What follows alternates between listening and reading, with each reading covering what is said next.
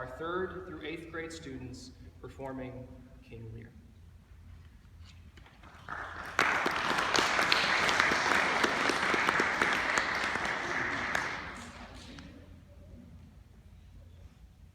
We invite you to look with us upon this tragic tale, the story of 2 fathers so easily duped by their villainous offspring into renouncing the true love of their honest children, the story of love and hatred, forgiveness and revenge, truth and disguise.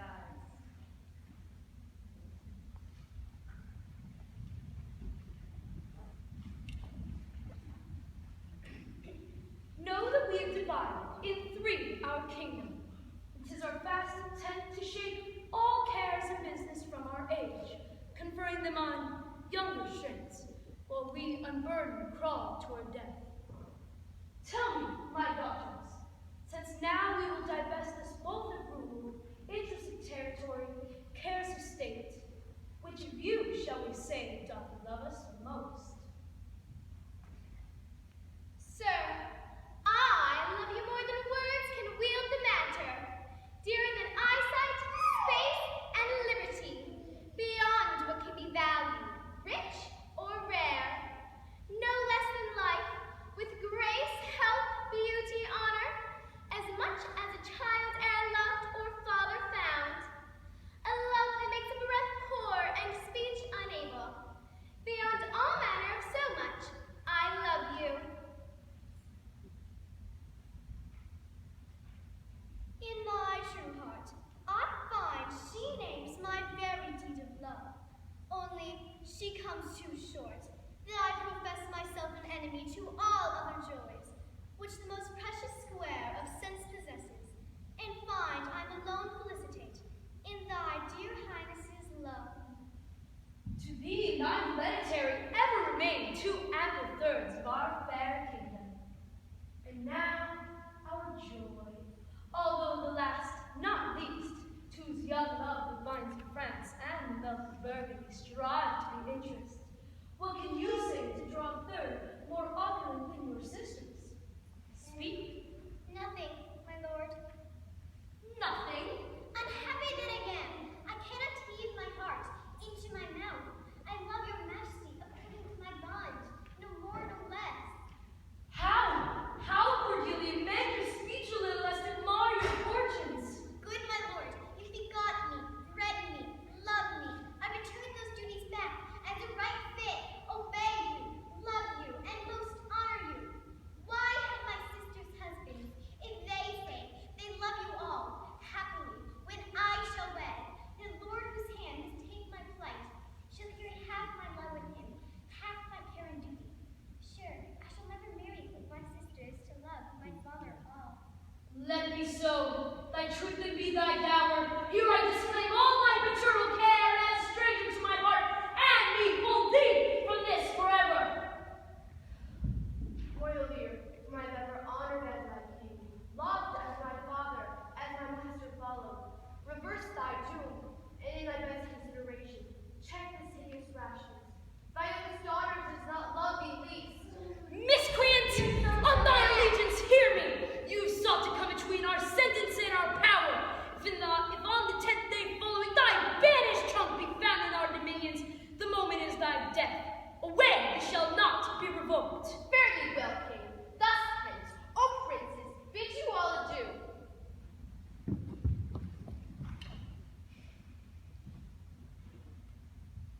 My lord of Burgundy, we first address towards you, who with this king hath rivaled for our daughter.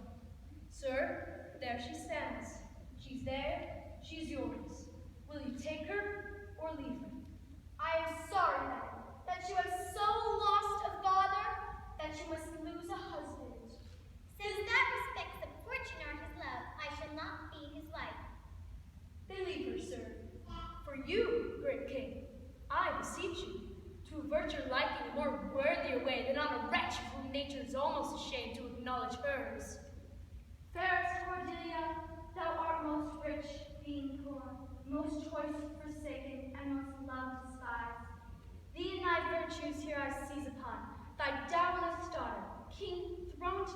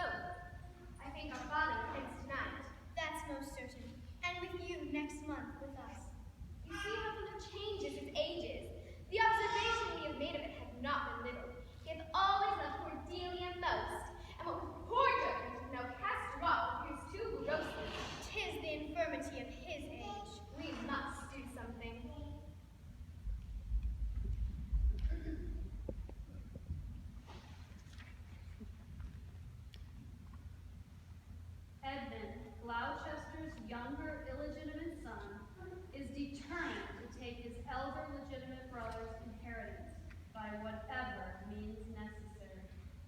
Just like Goneril and Regan, Edmund will profess his unending loyalty and love for his brother and father, but his actions speak otherwise.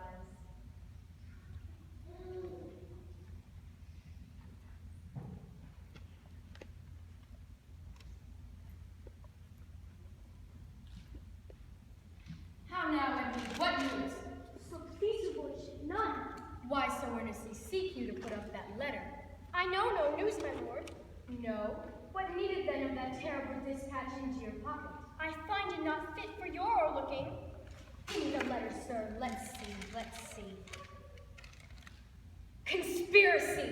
My son Edgar? Hath he a hand to write this? A heart and brain to breed it in? When came this to you? Who brought it? It was not brought, my lord. I found it thrown in the casement of my closet. And you know this character to be your brother's?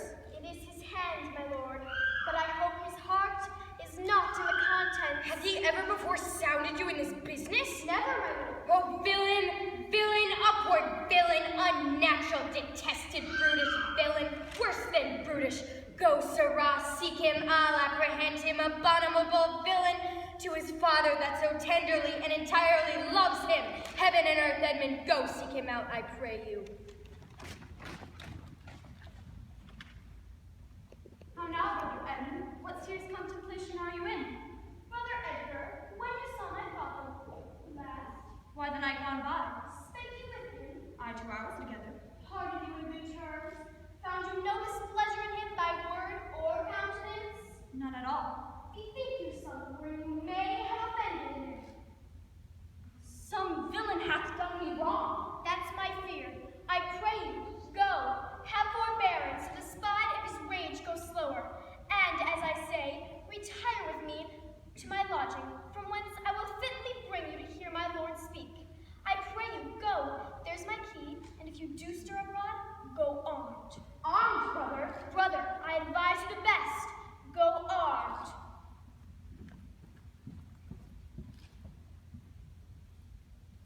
A credulous father, and a brother noble, whose nature is so far from doing harm, that he suspects none, on whose foolish honesty my practices ride easy.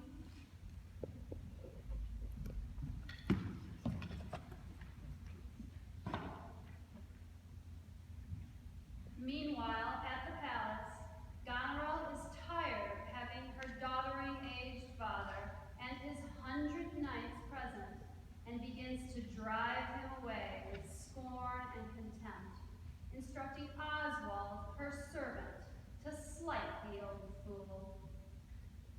Kent's love for Lear does not allow him to suffer banishment.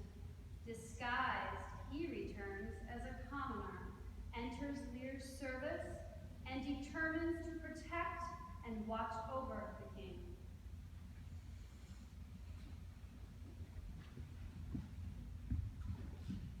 How now? What dost thou profess? I do profess to serve him truly, that with full trust, to love him, that is honest, to converse with him, that is wise and says little, to fear judgment, to fight when I cannot choose, and to eat no fish. Who wouldst thou serve? You, What services canst thou do?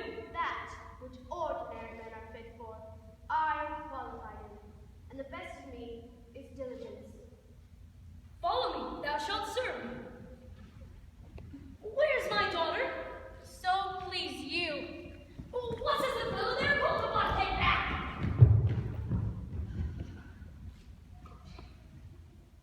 Think the world's asleep. Sir, he says your daughter is not well. Why came not the slave back when I called him? Sir, he would not. He would not?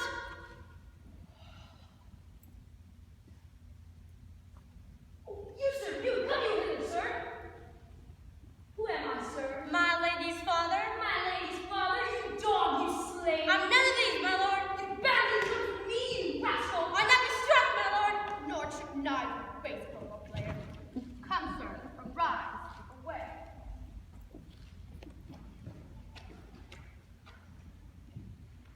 How now, my pretty maid? How dost thou? Dost thou know the difference, my boy, between a bitter fool and a sweet fool? That Lord that counseled thee to give away thy land. Come place him here around me. Do thou for him stand. The sweet and bitter fool will presently appear. The one not right here, the other found out there. Dost thou call me a fool, boy? All thine earth knows thou hast given away, that thou was born with. How now, doctor? What makes thou front it on? Sir, your insolent retinue do hourly whirl, breaking forth in rank, and not to be end your riots. Sir, I had thought, by making this known unto you, to found a safe redress, but now prefer but what yourself too late have said and done. By the marks of sovereignty, knowledge, and reason, I should be false persuaded I had daughters. Be such a man as may besort your age. Darkness and devil, saddle my horses, call my train together, I shall not trouble thee. Yet have I left a daughter. Prepare my horses, ingratitude, thou marble-hearted being, more hideous when thou showest than a child than a sea monster. My lord, I am ignorant of what hath moved you. How sharper than a serpent's tooth it is to have a thankless child. Do you mark that, my lord? I cannot be so partial one once the reed on near you. What? Oswald! Who? Oswald, I say! Let me still take away the harms I fear. I know his heart. What he hath uttered I have writ my sister. If she sustain him and his 100 knights, when I show the unfitness, how now, Oswald? What have you writ that letter to my sister? Yes, madam. Take in some company and away to horse. Inform her full of my particular fear, and thereto in such reasons of your own as may compact it more. Well, get you gone and hasten your return.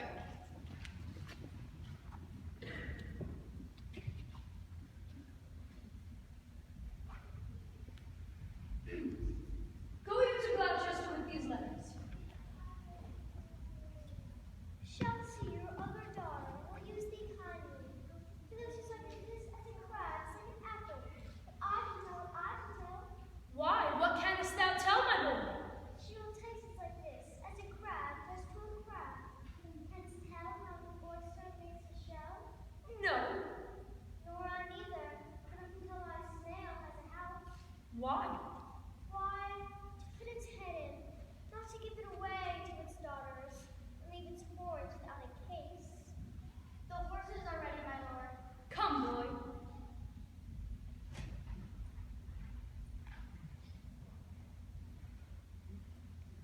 The Duke be here tonight? The better, best. My father has set guard to take my brother, and I have one thing which I must ask. My father watches. Oh, sir, fly this place. You now have the good advantage of the night. Have you not spoken against the Duke of Cornwall and his wife? He's coming hither, now in the night, in a haste, and Regan with him. Have you nothing said against his party, against the Duke of Albany? Advise yourself. I'm sure on it, not a word. But I hear my father coming. Fly, brother. Some blood drawn on me would beget opinion. Father! Father! How now, Edmund? Where's the villain? Here stood he in the dark, his sharp sword out. Look, sir, I bleed. Where's the villain, Edmund? Fled that way, sir, when by no means he could Pursue him! Ho! Go after! By no means what? persuade me to the murder of your lordship, seeing how lowly opposite I stood to his unnatural purpose. With his prepared sword, he lands mine arm. Now know this land shall you be made uncaught. The villain will not escape. His picture I will send far and near, that all my kingdom may have due note of him. And on my land, loyal and natural boy, I will work the means to make thee capable.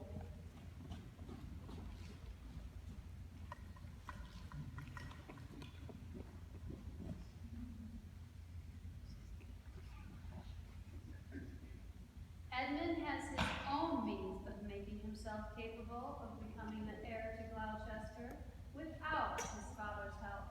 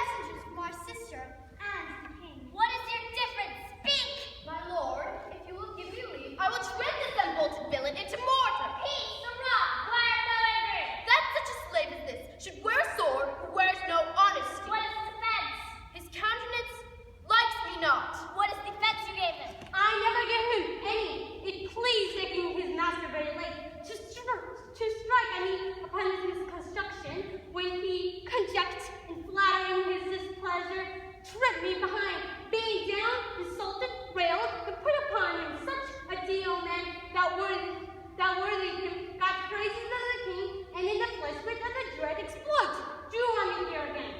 Fight for the stocks, you stubborn ancient knave! Call not your stocks for me. I serve the king. No deployment I was sent to you. You should just small respect show to bull mouse and my grace in person of my master, stalking his messenger.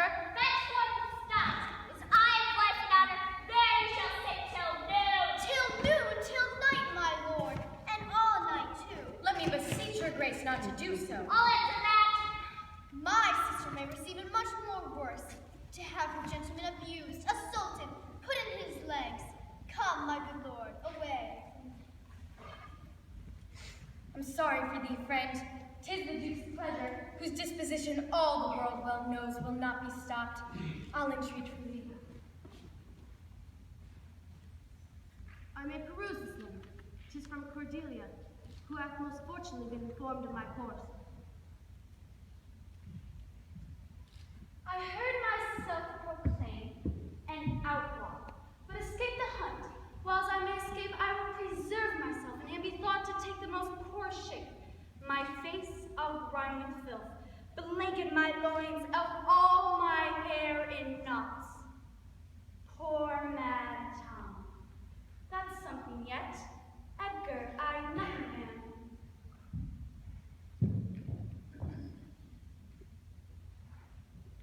Arriving at Gloucester's castle, the king is shocked to find his courier in the stocks. Kent explains how he came to be in the stocks, and how Regan and Cornwall have withdrawn upon news of his approach. I'll speak with the Duke of Cornwall and his wife. Well, my good lord, I have informed them so. Inform them? Dost thou understand me, man? I, my good lord. The king would speak with Cornwall. The dear father would with his daughter speak, commands her service. Go tell the Duke and his wife I'll speak with them. Now, presently, I would have all well betwixt you. Oh me, my heart.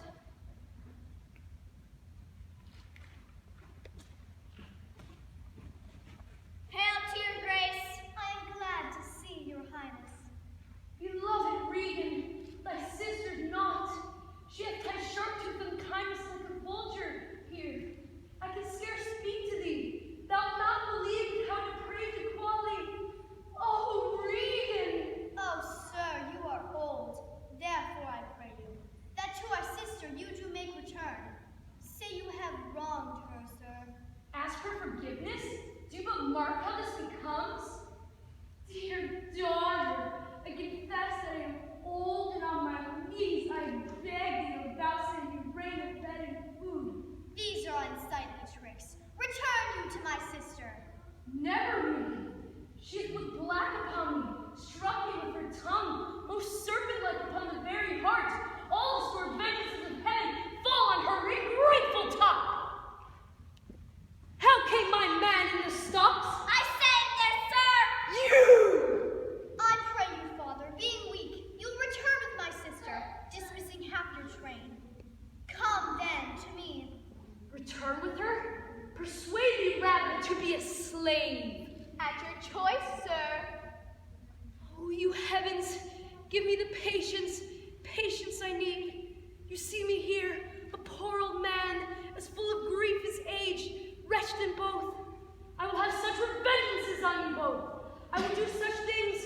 What they are, I know not, but they will be the terrors of the earth. You think I'll weep? I shall not weep, oh fool, I shall go mad.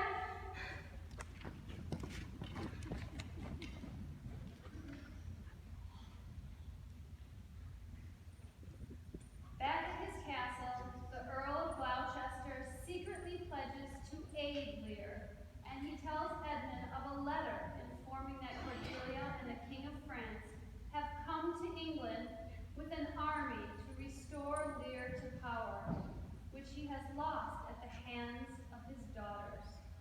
The treacherous Edmund resolves to make his fortune by informing Cornwall of the letter and his father's designs.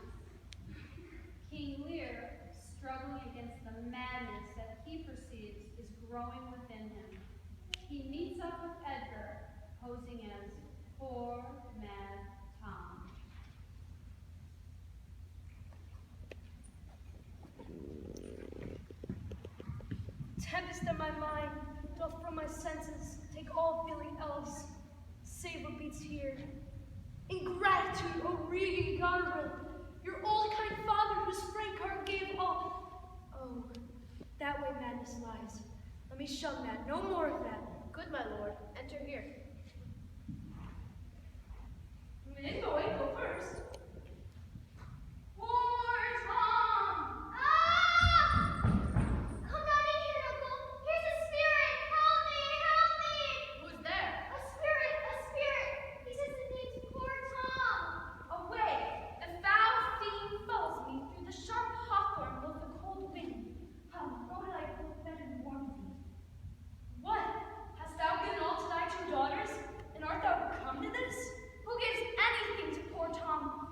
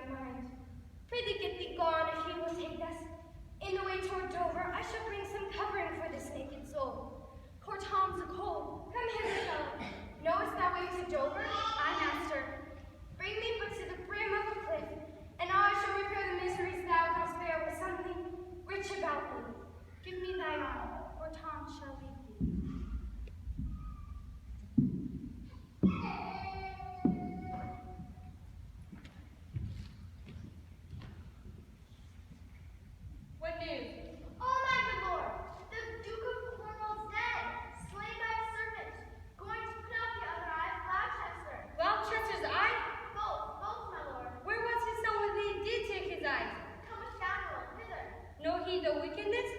Aye, my lord. So she informed against him, and quit the house on purpose, that their punishment might have a freer course.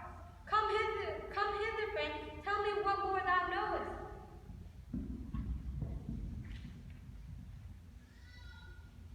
What can man's wisdom in the restoring of the king's bereaved sense? Madam, our fosterness of nature is repose, the which he lacks, whose power flows out of English. News, madam. The British powers are marching thitherward. Our preparation stands in expectation, then. Oh, dear father!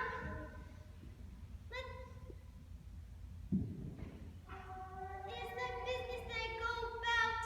Therefore, great France, my mourning and poor tears, have pity. No lone ambition doth our arms incite, but love, dear love, and our aged father's right, soon may see and hear him.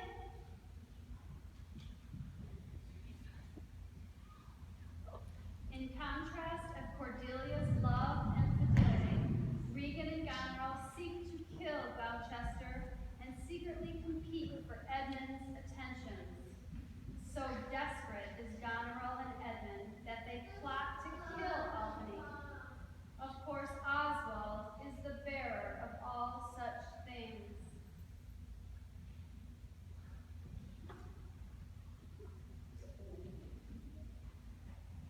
When shall we come to the top of that same hill? You do climb it up now. Look how we labor. Methinks the ground is even. Hark, do you hear the sea? No, truly. Why then, your other senses grow perfect by your eyes' anguish. So it may be indeed. Come on, sir, here's the place. Let go my hand. Here, friend, is a purse. In it a jewel well worth the poor man's taking. Bid me farewell and let me hear thee going. Now fare you well, good sir. With all my heart. For I do trifle thus with his despair, it is done to cure it. This world I do renounce. If Edgar live, oh bless him. Now, fellow, fare thee well.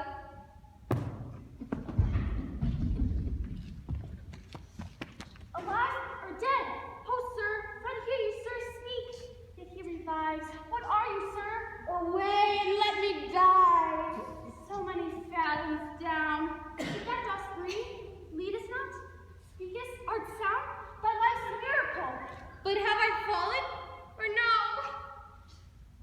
From the dread summit of this chalky bourne, look up ahead. The shrill gorge like so far cannot be seen or heard. Do but look up. Alack, I have no eye!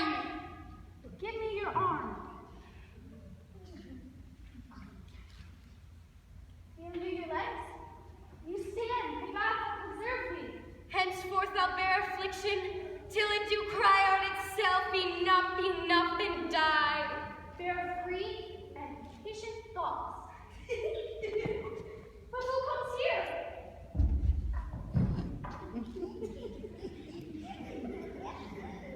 The madness of Lear is now at its height, and one might smile, except for the remembrance of the pain and folly which brought his life to such a state.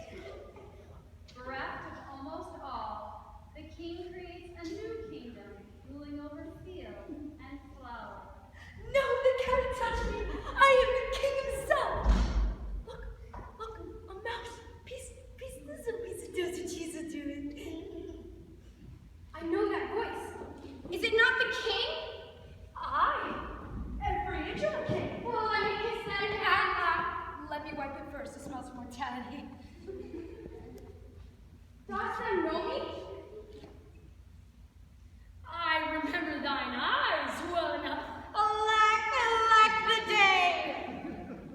Oh, here he is, sir, your most dear daughter. Then you should get her Sight, most pitiful, meanest wretch, past speaking of in a king. Give me your hand, I shall lead you to some guidance. Hearty thanks. Wherefore, bold peasant, dares thy support, O public traitor? Let go his arm. I will not let go, sir. Let go, slave, or thy diest. Good gentlemen, let poor folk pass. Out dung you.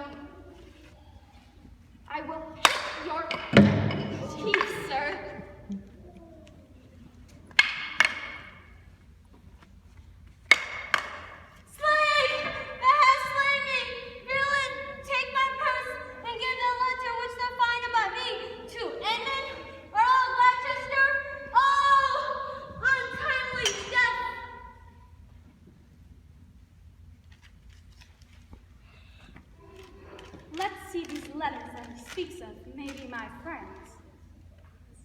Oh, undistinguished space of Goneril's will! A plot upon her virtuous husband's life, and the exchange for my brother? Give me your hand, for off methinks I hear the beaten drum. Come, father, I'll bestow you with a friend.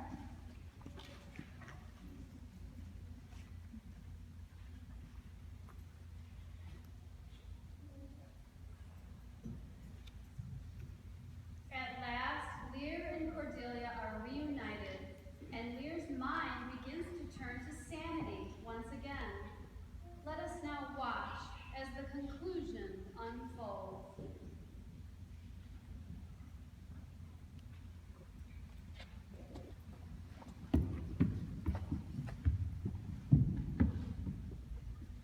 Oh, therefore, great Kent, how shall I live and work to match thy goodness? My life will be too short, and every measure fail me. To be acknowledged, madame, is overpay. How does the king? Madam, so please you, majesty, that we may wait the king. He has so long. Oh, dear father, let this kiss repair those violent harms that my two sisters have in my reverence made.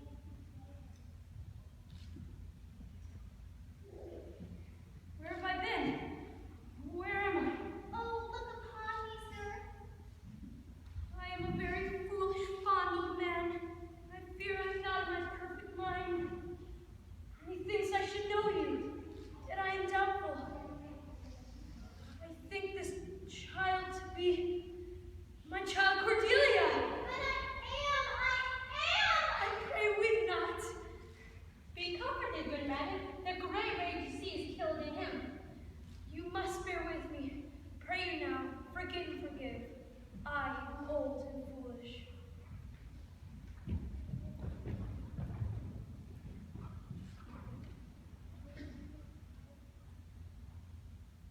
Cordelia has restored herself to father, but the hatred and greed and lust of the two other daughters seem to outweigh the goodness and love of the one.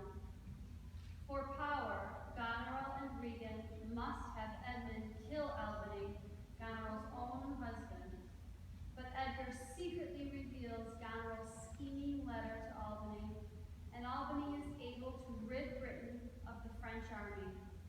Now he must also rid Britain of the evil British usurpers.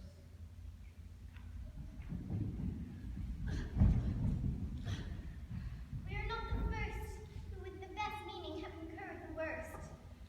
My Cordelia, he that parts us shall bring a brand from heaven. Wipe thine eyes. Take them away. Come hither, Kent. Take down this note. Go follow them in prison. One step I have advanced thee. If thou dost do as thine instructs thee, thou must make thy way to noble fortunes. Know thou this, that men are to be as time is, to be tender-minded, does not become a sword. Thy great employment does not bear question. Either say thou wilt do it, or thrive by other means. I'll do it, my lord.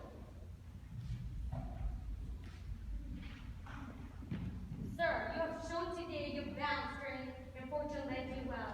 You have the captives that were the opposites of this day's strife. We do require them of you. So to use them as we shall find their merits and our safety may equally determine. Sir, I thought it fit to send the old and miserable king into appointed guard. With him, I sent the queen, my reason all the same, and they are ready, tomorrow, or at further space, to appear where you shall hold your session. I hold you but a subject of this war, not as a brother. If not appear to prove upon thy head thy heinous, manifest, and many treasons, there is my pledge. Approve it with my heart. There's my exchange, calling me a traitor, feeling like he lies. Ask him his purposes, why he appears upon this cause of the trumpet.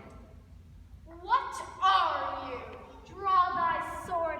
Thou art a traitor, false to God, thy brother, and thy father, and a most toad-spotted traitor. This sword of mine shall put your words to rest forever.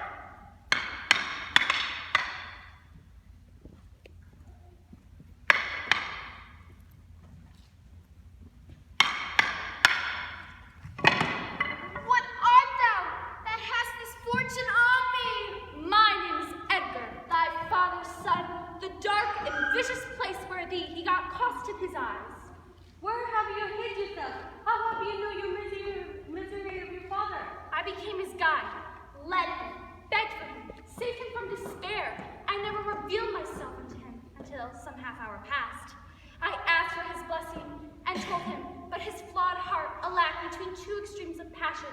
Joy and grief burst smilingly. Help! Help! Oh, help! What means that bloody knife? It came even from the heart of... Oh, they are dead! Who is this? Big man? Ganro and her sister Reagan. By her as poison. I am come to bid my master, King, good night. Is he not here? Speak, Edmund. Where's the king? Where's Cordelia? I plead for life, some good I mean to do, despite of mine own nature. Quickly send, be briefed, to the castle, for my life is on the writ of Lear and Cordelia. Nay, send in time. Run or run, haste for thy life. He hath commission from me to hang Cordelia in the prison. Lay upon your murderers, traitors all! I could have saved her, but now she's gone forever. Cordelia! Cordelia! Look at her! Look! Look there! Look there! He faints! My lord, look up, my lord! Oh, let him pass. He hates much that will calm the wrath of his tough war, stretching out on me. The wonder is, he has endured so long. Friend of my soul, you twain ruined this long. I've a journey, sir, shortly to go. My master calls me. I must not say no. The way that sits that time, we must obey. Speak what we feel, not what we ought to say. The oldest hath borne most. We that are young shall never see so much